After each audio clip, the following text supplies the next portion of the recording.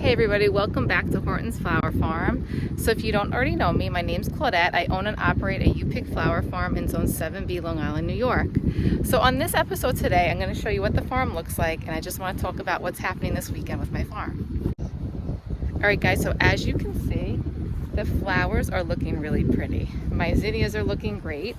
I am getting Japanese beetles, and I'll just show you what they're doing to the flowers. They are attacking. And last year they did not attack anything except for my marigolds, and this year I'm noticing that they are attacking other things besides the marigolds. I don't know if that's because the marigolds aren't in full bloom, but marigolds are getting there, so I don't know, they're going around attacking things. So that's problem number one on the farm. Problem number two, I just want to show you my celosia. The celosia, last week I had said, look at how pretty everything looks.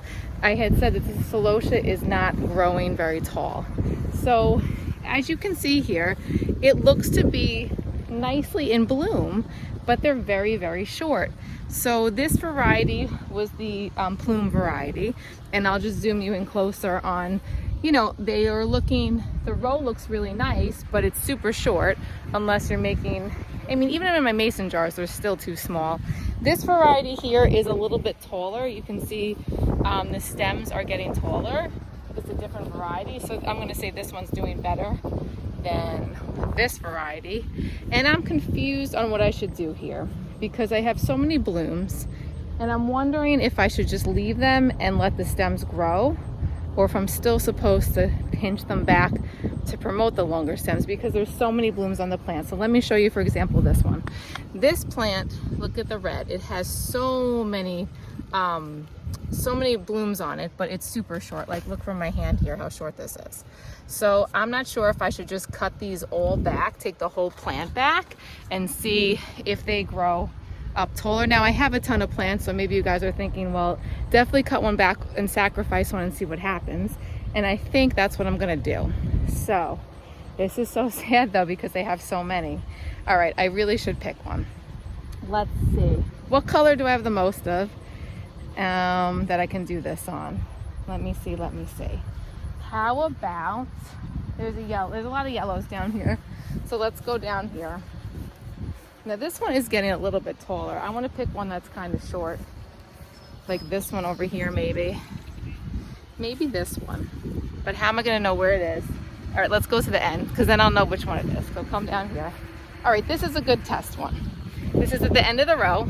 It's super short, and I think I'm going to just snip the whole thing. So hold on, I'll show you. All right, so I'm just going to take the tops off every single one.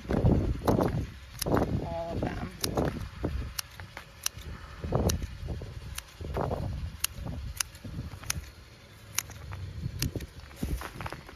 All right, is that it? I think so. Okay, so I took the tops off that whole thing. Just get that ugly leaf, and we're gonna see what happens. Ooh, look at that praying mantis. Wow, he's like, look at that pretty praying mantis. It's like iridescent. Can you guys see him? He's really cool. All right, so I just, as I was showing you, that one is pretty tall, which is awesome. And look, even the praying mantis knows it and likes it. This one's getting there, but these are, look at how short this is. I mean, even like this one, I feel like I really should just like slice off everything on this because it's just not getting tall. This one too. So that's basically what I'm gonna do, is just, this one is just a single, whoa, this one's a single stem here, so this one's gotta go. Snip that. All right, so we'll see what happens with the celosia. I mean, they look so pretty from like a distance. When we go up, they're so small. And then over here, you can see they're a bit more full. They're not blooming yet, which actually is better because I want them to grow taller before they bloom. All right, so I'm just gonna walk back to show you that some of my zinnias are blooming in the other rows. There goes the wind again. And I'll just pan it over here so you can see. So these are the Benary Giants, and you can see that they are starting to bloom. They're looking good. Am I seeing, I mean, look at these Japanese beetles just tearing apart my plants. So yes, the Japanese beetles have taken control here, and a lot of them are mating, which is definitely not good because then there'll be more and more. So that's a problem. Again, look at the damage they're doing to the leaves. and they're mating and just gonna cause a lot of trouble. So yeah, that's gonna have to be dealt with. I'm not sure what I'm doing for that yet. There's some more taking control. They're just, yeah, they're all mating and trying to spread all over this farm, which I'm not happy about. Last year I didn't see them anywhere on any plant but the marigolds, and funny enough, I've not seen any on the marigolds. All right, back to the tour. So these are the first succession of my sunflowers, and they're not blooming yet. I'm thinking next week. What do you guys think? How that looks? Is that like next week, 5 more days or so? So I think next week this will be gorgeous. When the video is for next week, we'll have a lot of sunflowers. Okay, so as I walk down here to my Rudbeckia, they're looking pretty. A lot of them really need to be deadheaded just to promote the new growth.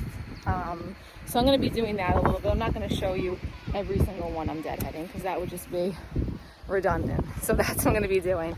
And then the one thing I wanted to talk to you about was what I'm doing on the farm this weekend. So I hired somebody to come to my farm to work my farm tomorrow. Tomorrow will be the first day that I'm not here on my farm, and my farm will be running by somebody else. So how is that working? Well, I left her. She has the mason jars and she has the scissors, so she'll have the farm all to herself tomorrow. And I'm not really that nervous. I met her a couple times. She's very nice. She knows about gardening, and really it's not too difficult. She just has to sit at the table, hand out the mason jars, collect the money, and just answer any questions. So I think it'll be okay, and that's what's happening tomorrow. So we'll see how that goes. And if you guys remember from last week, we only did $115 in sales the whole weekend because Sunday got rained out.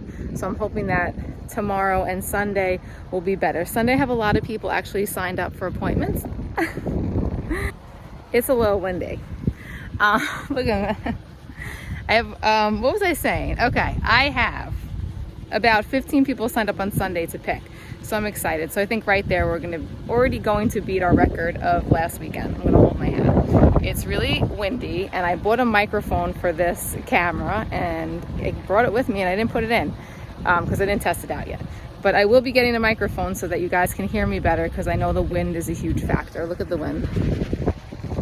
It's always a huge factor here. Okay, so that's what I want to tell you. The next thing we're gonna go look at are, I just want to show you the Starfire mix from Floret. It's very pretty, it's short, but if you take the stem down, I'm gonna show you how pretty it is. So this is like the Starfire mix right here. Really pretty, and it looks small, but actually if you take this and you follow the stem all the way to the bottom, you can get a nice size stem for a mason jar. So it actually is really pretty. I'm going to tell people that it's a delicate little flower, and it has a lot of shoots off the stem. So let me cut one so I can show you better how beautiful it is. On this is one stem, so look at the length on it. It's pretty, and you get a lot of little flowers on it like this. So I think this is really pretty to put in the mason jar. I'm actually going to make a little bouquet of marigolds and a couple other things to take home, just because I have so much stuff. And I'm really excited about the Starfire because this is something a little bit delicate. It's like a filler flower, because I do have, like, you know, a lot of focals, and I wanted something that's filler but flowery too. So this is cool. I'm liking this a lot. This is Floret Starfire. Definitely get that next year, guys. All right, guys, so that's really what I wanted to update you with, what's going on here. I'll do another video at the end of the weekend just to update on how the weekend went, how much money we made, and hopefully we'll have some good numbers.